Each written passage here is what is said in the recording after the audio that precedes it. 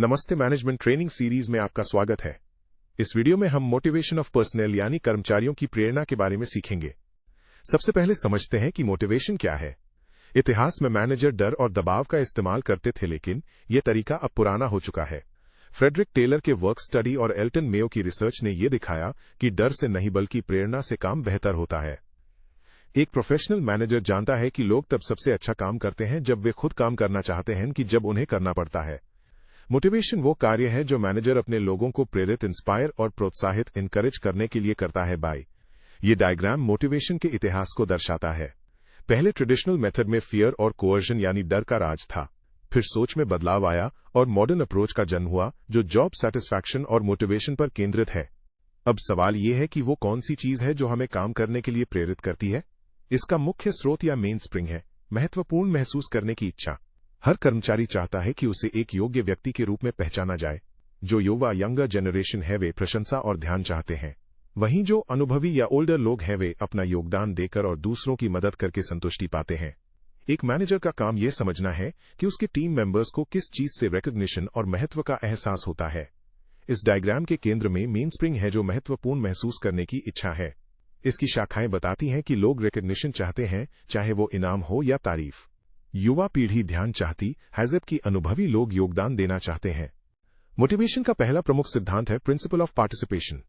ये सिद्धांत कहता है कि जब लोगों को उन निर्णयों में शामिल किया जाता है जो उनके काम को प्रभावित करते हैं, तो उनकी काम करने की प्रेरणा बढ़ जाती है। जब एक मैनेजर अपनी टीम से राय लेता है तो कर्मचारियों को काम में ओनरशिप यानी अपनापन महसूस होता है।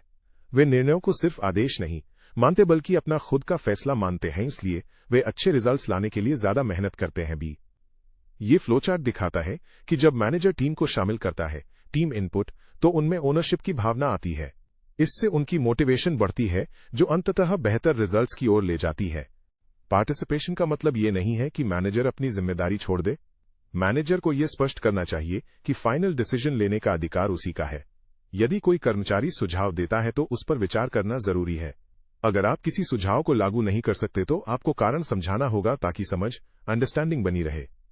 याद रखें, अगर आप लोगों के सुझावों का उपयोग नहीं कर सकते या उन्हें कारण बताने को तैयार नहीं है तो उन्हें पार्टिसिपेशन के लिए नहीं बुलाना चाहिए, वरना यह डिमोटिवेटिंग हो सकता है।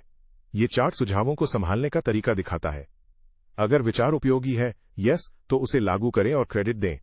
अगर नहीं, नो, तो कारण समझाएं। दोनों ही स्थितियों में लक्ष्य कर्मचारी की मोटिवेशन को बनाए रखना है। दूसरा महत्वपूर्ण सिद्धांत है प्रिंसिपल ऑफ कम्युनिकेशन। कोई व्यक्ति किसी विषय के बारे में जितना अधिक जानता है उसकी रुचि उतनी ही अधिक होती है। जब एक मैनेजर अपने लोगों को लगातार सूचित इन्फॉर्म्ड रखता है तो वो वास्तव में कह रहा होता है कि मैं आपको महत्वपूर्ण मानता हूं और चाहता हूं कि आप जानें कि क्या चल रहा है। अगर कर्मचारियों को यही समझ नहीं आएगा कि उन्हें क्या रिजल्ट्स हासिल करने हैं, तो वे उन्हें हासिल करने के लिए मोटिवेट नहीं होंगे। यहां हम देखते हैं कि बिना जानकारी, अनइन्फॉर्म्ड की रुचि कम होती है। जब मैनेजर संवाद करता है तो कर्मचारी इन्फॉर्म्ड होते हैं, उन्हें रिजल्ट समझ आते हैं और वे खुद को मूल्यवान महसूस करते हैं, जिससे मोटिवेशन बढ़ती है। तीसरा सिद्धांत है प्रिंसिपल ऑफ डेलीगेटेड अथॉरिटी। हम जितना अधिक लोगों को अपने काम से संबंधित निर्णय लेने की अनुमति देंगे, उन्हें रिजल्ट्स में उतनी ही अधिक ओनरशिप महसूस होगी। लेकिन इसका प्रभावी उपयोग करने के लिए मैनेजर को सीमाएं, लिमिट्स तय करनी होती हैं। ये सीमाएं ऑब्जेक्टिव्स, शेड्यूल्स और बजट्स द्वारा निर्धारित की जाती हैं। एक बार सीमाएं तय हो जाएं तो लोगों को आजादी दें कि वे अपने तरीके से काम कैसे करेंगे। इससे वे ज्यादा कड़ी मेहनत करने के लिए प्रेरित होते हैं।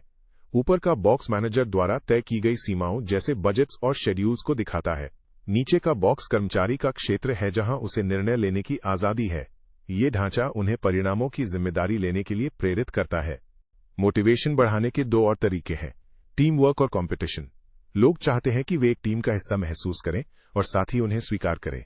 मैनेजर को चाहिए कि वो टास्क फोर्सेज या कमिटियों के जरिए लोगों को साथ काम करने का मौका दे।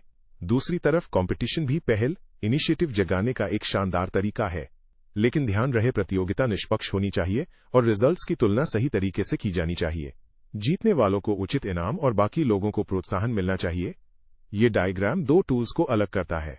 एक तरफ टीम वर्क है जो टास्क फोर्सेस के जरिए सामाजिक स्वीकार्यता, सोशल एक्सेप्टेंस लाता है।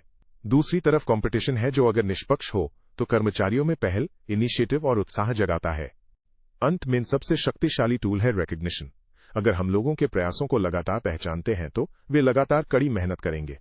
और अगर ये तारीफ सार्वजनिक रूप से इन पब्लिक की जाए तो इसका असर कई गुना बढ़ जाता है। मोटिवेशन लीडरशिप का सिर्फ एक हिस्सा है। एक सफल मैनेजर बनने के लिए आपको डिसीजन मेकिंग, कम्युनिकेशन, लोगों का चयन, सिलेक्शन और उनका विकास, डेवलपमेंट जैसे कौशलों में भी महारत हासिल करनी होगी। इसी के साथ हमारा ये सेशन समाप्त होता है। ये अंतिम डायग्राम लीडिंग फंक्शन का पूरा नक्शा है। इसमें डिसीजन मेकिंग और सिलेक्शन जैसे कौशल शामिल हैं, लेकिन आज हमने मोटिवेशन और उसके टूल्स जैसे पार्टिसिपेशन और रिकग्निशन पर विस्तार से चर्चा की है।